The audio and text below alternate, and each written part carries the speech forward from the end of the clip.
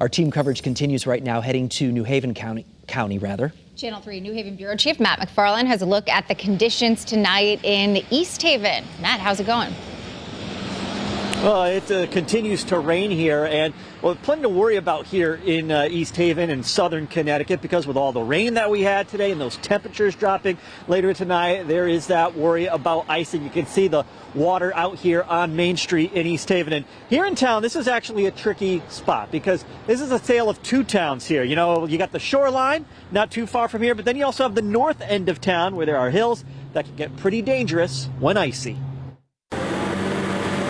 Carving out space in the salt shed to make room for another delivery, there's plenty of salt in East Haven for tonight and tomorrow, and that's good, because with this storm, they're going to use a lot. Ice, you can't control anything. It's a very dangerous situation. In fact, Superintendent Charlie Coyle says when it's ice, they'll use more than the 250 tons they typically need for a snowstorm.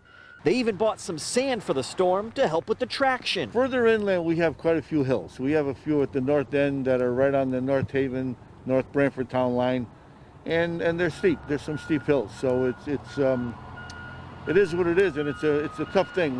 We monitor that. A rain to ice event means Mother Nature is making quite the mess for public works crews around the state.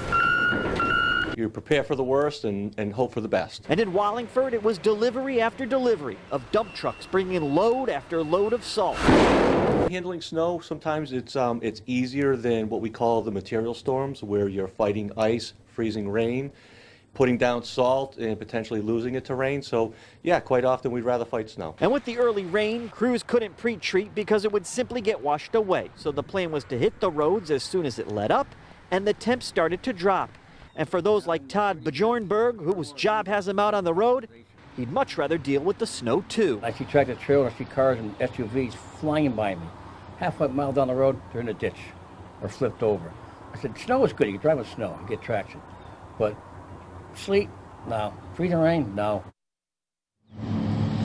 And talking with those public work crews, they have to be out here tonight in these slick and potentially dangerous icy conditions. So they say if you can stay home, that is your best bet, not only for yourself, but for them as well. We're live with the mobile newsroom in East Haven. Matt McFarland, Channel 3 Eyewitness News.